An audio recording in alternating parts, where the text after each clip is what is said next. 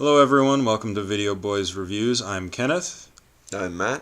And I'm Grant. And since this is a new year, guys, I figured we'd kind of look back on 2013, look at the movies that we saw and what we considered the best and the worst. And then at the end, we'll talk about what we're looking forward to in 2014. I'll state one of the good ones that I saw in 2013. I would say my personal best that I saw in 2013 was Captain Phillips. I really liked Tom Hanks' performance in that, and just at the very end, after the whole thing is resolved, there's a really great scene of acting with him, and any awards he gets for that movie, well deserved.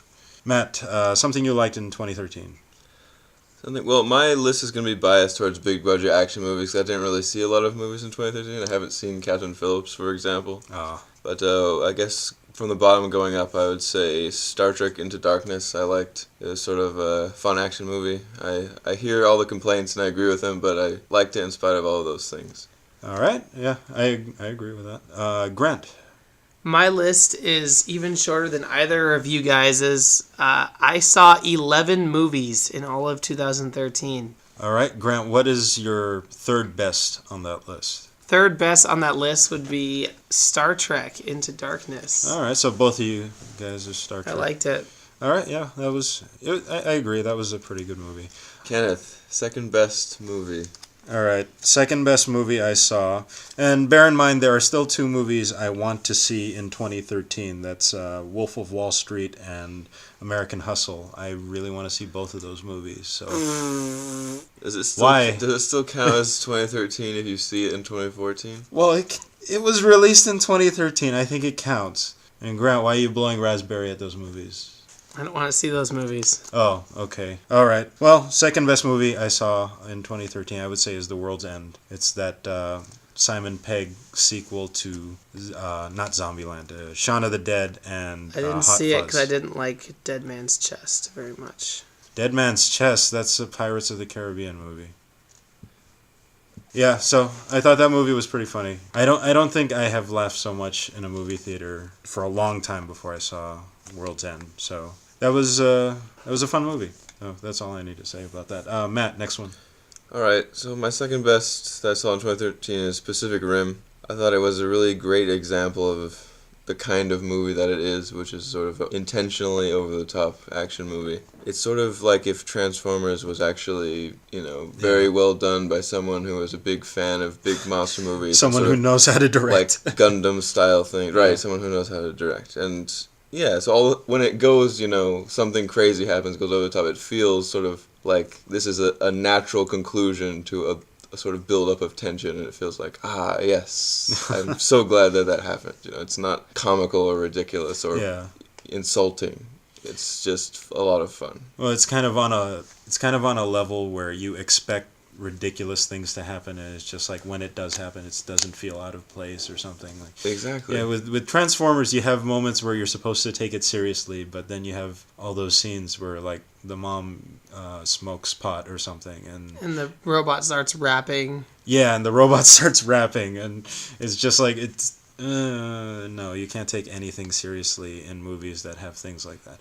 Grant, second best movie that you saw. I have to talk about it because I know you guys aren't going to talk about it, but I really liked Disney's Frozen. Yeah, I didn't see that. It was a magical fairy tale spun together through very well done animation and music, and it created quite an excellent story for me with a modern twist that I rather enjoyed.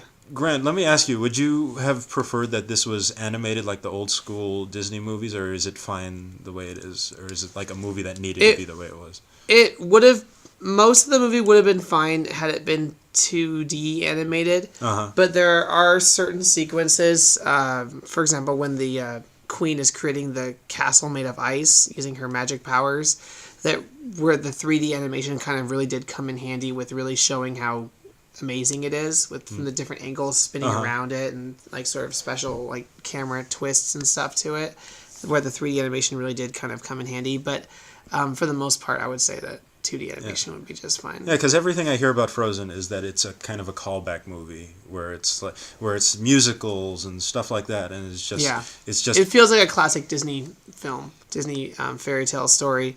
Yeah, it was good. All right. Yeah.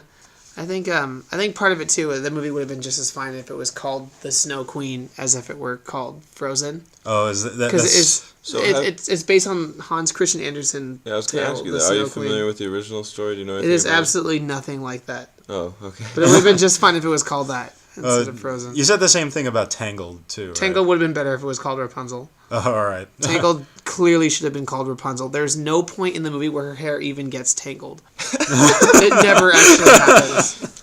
It should have just been called Rapunzel. All right.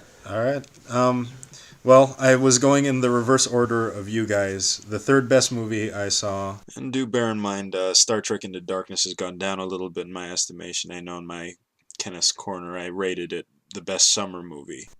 Or my third favorite movie in 2013, and I know, Grant, you will disagree with this, and I know a lot of people who are listening to us right now. Is it Man of Steel? No, it's not Man of Steel. Thank God. Just as David was in the minority on Man of Steel, I am in the minority on Iron Man 3. I really liked the movie. I liked Tony's character arc. And I always go back to this old rule that I talked about in my Kenneth's Corner, where if you're doing a superhero movie, if at its core you're doing a character piece or character evolving, and that's the focus, then I will probably like the movie. And that movie did it for me. So. Yeah, okay. Yeah, I know you have a lot more to say about Iron Man 3. Why did Tony blow up all of his suits? Grant, I don't want to go in depth on why he blew up all of his suits, but those were suits that he built while he was going through his character arc. Why didn't he use his suits to defend his house when the house was going to get blown up? I don't have an answer to that. That's a minor plot hole. I really am serious, but we can talk more about the numerous plot holes or what's important in that movie in another time after we review Avengers, Grant. Do you think the whole point of Iron Man should be that Iron Man is actually in the suit? Like, if Iron Man isn't in the suit, don't you think that kind of ruins it a little bit? The concept of Iron Man 3 is that Tony is the man behind all the suits. So I know you had an issue with the fact that he can control the suit remotely in Iron Man 3. But most of the action scenes in that movie are him without the armor. So a lot of it had to do with him making up stuff on the spot. And there were relatively few action scenes where it was him in the armor. It was him more making use of everyday objects to fight bad guys who are otherwise superpowered. So, if anything, he's even more vulnerable in the movie. So that's my answer to that. Matt, your third favorite movie. No, it's his favorite. Right, so... Or your number one favorite, sorry. My number one favorite movie of 2013 is Anchorman 2, which I have just seen today.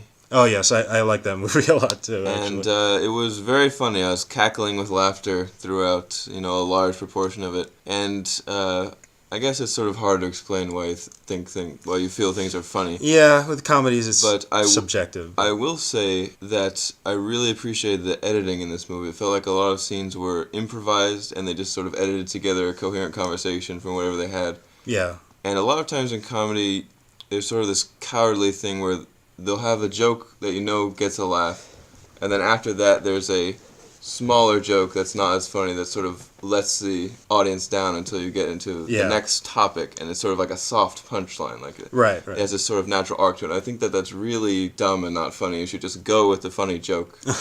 And this movie is really edited in that way, where sometimes they'll go with even a risky joke that doesn't even necessarily make the audience laugh. They're sort of taking a chance with it, and then they'll just do a hard cut to the next scene. They just move on. They're not afraid to take a risk to tell you that something is funny and see if it makes you laugh rather than sort of trying to manipulate you. It's just a series of funny jokes, and it's very good. I think that's what's great about Anchorman 2 and comedies like it, is that it doesn't need a coherent plot. In fact, I think it's even funnier if it doesn't.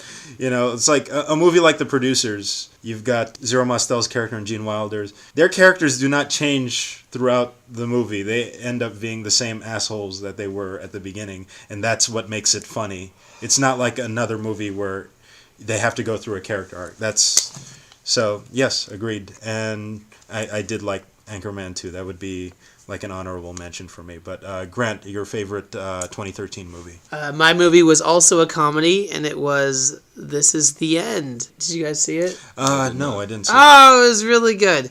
All the celebrities play themselves, and it's really funny, and they have to deal with the apocalypse during a party at James Franco's house. It's a good movie. It's hard to describe because it would kind of take away the jokes, but yeah, I did hear that was a really you funny. don't think it's worth seeing, but then you watch it and you realize that it is. And I know my opinion doesn't mean a whole lot because I only saw 11 movies this year, but of those 11, that's the one that stands out as the strongest. It really left the biggest impact on me because I enjoyed it the whole way through. All right. Yeah, I was kind of turned off by the trailers of that. It's like, oh, they're playing themselves. That dates the movie. But hey, I heard it was good. Go see it. You. It's, yeah. All right. I would say the worst movie. So we're up to worst movies of 2013. My personal worst was A Good Day to Die Hard. This is this is the first Die Hard movie that I did not like. I liked the other four. And I know a lot of people... Oh, man. Really? You like the fourth one? I like the fourth one. It had all four of the others. It had moments... I mean, I get why people hate it, but they didn't bother me as much as they bothered other people. Even with Justin Long. Even with the Mac guy, it didn't ruin the movie for me. It in fact heightened kind of the idea of John McClane as a Timex watch in a digital age. That's a line from the movie. It's like, all right... Your old way isn't gonna work. So you liked Indiana Jones for it as well? No. Because that's that movie. That movie has problems. That movie has problems different from Die Hard. The problems with Die Hard 4 basically are that it wasn't violent enough. It wasn't an R movie like the first three, and I would say the main villain was kind of lackluster for me, but. That aside, it was a fun ride for me. Matt, your worst movie of 2013? Man of Steel. Hands down. No contest. Man of Steel. I don't really want to go into it because we did a whole long discussion about it, but I don't think I've changed my opinion on anything I've said then. Mm-hmm. It was terrible, and the audience clapped at the end, and I was like sort of angry that they were clapping. I don't know why I cared, but I did. It was just that bad. Grant, I assume... Grant, what is the worst movie of 2013 for you? Now, of the 11 that I've seen, there are two of them that really stood out to me as possibly being the worst. And the two are Hangover Part 3 and Man of Steel. Now, the reason I choose Man of Steel as the worst one is because, at the very least, Hangover Part 3 is a terrible sequel, and it's a terrible ending to a trilogy. So at the very least, you know that it's over, and it's done. And what makes Man of Steel so offensive to me is that they're rewriting the movies that are actually good, the good Superman movies, and they're starting it over with this piece of crap. That's just basically a rip-off of the structure of Batman Begins. Yeah. And trying to bank off, Christopher Nolan and Dark Knight and start over this cool, darker Superman. And I heard Christopher Nolan had nothing to do with the movie. It's the worst. It's the worst. And at the very least, you can say Hangover 3, okay, it's not as funny as the first one or even the second one, which is good either. But at least you could say, okay, it's done. We have one good Hangover movie for sure, at least, and that's that. But the Man of Steel is the start to a whole new generation of crappy Superman movies. And we're all going to have to deal with it because of this movie in 2013. Well, you don't have to watch them. I mean, you're not going to have to deal with it. No, we're all going to have to deal with it. Because everyone from now on that talks about Superman, right, all the little children will be talking about Man of Steel movies and not Superman movies. When the little kids think of Superman, they're gonna think of these movies. Yes, they're gonna think of, and that's Superman, what makes it so offensive to me. Is that it's a redo, a reboot of something that was already good. Okay, and that's. I don't like it. You had mentioned that you liked Superman Returns. Yes, I did. All right. Man of Steel. I feel bad because David's not here to defend it, but we've been through this song and dance before. I agree about Man of Steel. A lot of people really love it, and I mean no offense to any of you, but yeah, there were a lot of problems with that. So, moving on to our next segment. Movies you're looking forward to in 2014. I have a list of 3. I know you guys each pick one, and that's fine. So why don't we start with yours? Matt, why don't you go? All right, so Ridley Scott is directing a version of the story of Exodus from the Bible. You may be familiar with this story. Yes. I've been kind of getting more into biblical stories, I guess. I really enjoyed Robert Crumb's illustrated book of Genesis. I recommend that to anybody listening to this. It's just a incredibly literal and direct translation of the book of Genesis with, Robert Crumb's illustrations is just excellent. All right. And, I don't know, Ridley Scott's a great director who's made movies that I love, and this is a sort of a timeless, great story, and I'm excited to see what happens. Cool. Yeah, I'm curious myself. I want to see how Ridley tackles a movie like this. Grant, a movie you're looking forward to in 2014. All right, there's going to be this new X-Men movie where the X-Men go back in time for some reason. And then the X-Men have to meet the old X-Men from X-Men First Class. And they're just going to have to stand around and do something. I certainly hope they do more than stand around. I don't know what they're going to do. They're just going to go back in time, and then they're going to meet each other, and then that's just going to be kind of it. And I'm really excited for it. All right. I'm also really excited for The Amazing Spider-Man 2 because I get to review it. You're looking forward to it not because you expect it to be good. We should make that clear. Honestly, I can't imagine it being any worse than the first one. So they do have different writers, so I will give them that. Here we go. All right. So I picked 3 movies from 2014. Just, Grant, to go along with yours, X-Men Days of Future Past. I am looking forward to that too. It has such a... Just combining the 2 casts, I want to see what they do with it. And I think it's going to be really fun. I mean, that's all I've got on it. I know I'm kind of semi-familiar of the Days of Future Past storyline, and it's interesting to me. Just the concept of, maybe just the fact that Bryan Singer's coming back to the series. He directed the first 2, which were very good. He produced First Class, which I thought was great. So, he kind of started the series, and I want to see him kind of bring it back to its roots, because I didn't care all that much for X-Men 3 The Last Stand, and I really disliked the first Wolverine movie, or X-Men Origins Wolverine. I liked the new Wolverine movie, actually, but seeing Bryan Singer come back to it, it's like, yes, we're starting from scratch. It's going to be great, hopefully. It's going to be great. It's going to be great. It's going to be great. But other movies I'm looking forward to in 2014, I'm looking forward to this movie called The Monuments Men, which was actually supposed to come out this year. It takes place during World War II, and it's about all of these curators and stuff that they bring into Nazi Germany to save a whole bunch of art pieces that would otherwise be destroyed by the Nazis.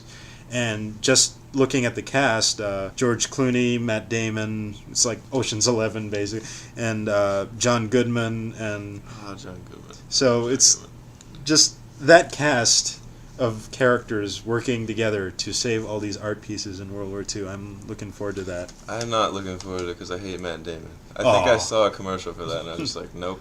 No. Pass. Although I did see John Goodman, and I think maybe John Goodman has the power to save any movie. So it's a balancing act between Matt Damon and John Goodman. That's right.